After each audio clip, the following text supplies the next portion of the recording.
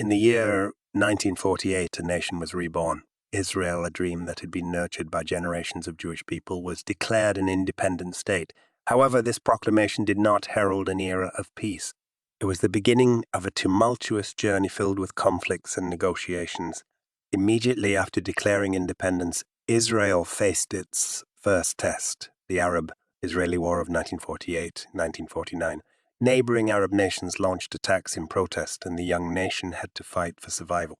The war resulted in an armistice, with Israel expanding its territory beyond the original unpartition plan.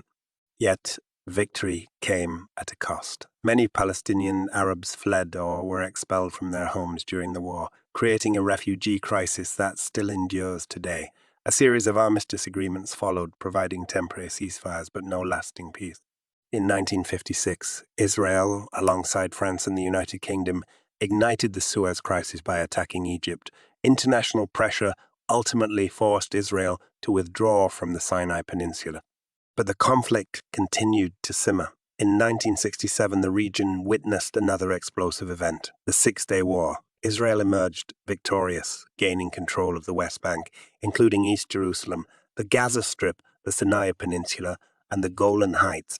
The Yom Kippur War of 1973 further underscored the volatile nature of the region. Egypt and Syria launched a surprise attack on Israel, initially catching the nation off guard. However, Israel regrouped and ultimately prevailed.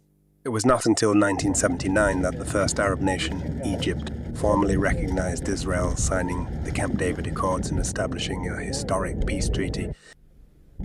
The uniqueness of this joint commission is in the fact that this is the first bilateral committee or body that has existed between the two countries. For the first time, we are going to try to solve our problems by ourselves. The Oslo Accords in 1993 marked a significant step towards peace. The Palestine Liberation Organization, PLO, recognized Israel's right to exist, and Israel, in turn, acknowledged the PLO as the legitimate representative of the Palestinian people. The accords led to the establishment of the Palestinian Authority in parts of the West Bank and Gaza. Also today, the government of Norway, for its remarkable role in nurturing this agreement.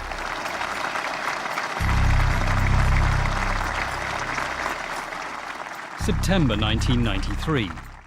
Not all Palestinian factions were supportive of the Oslo Accords. Some Palestinians viewed the agreements as a compromise and feared that they might not lead to full independence. They argued that the negotiations were conceding too much to Israel without guaranteeing a sovereign Palestinian state. Hamas, which resistance movement, was founded in 1987 during the First Intifada Palestinian uprising against Israeli rule.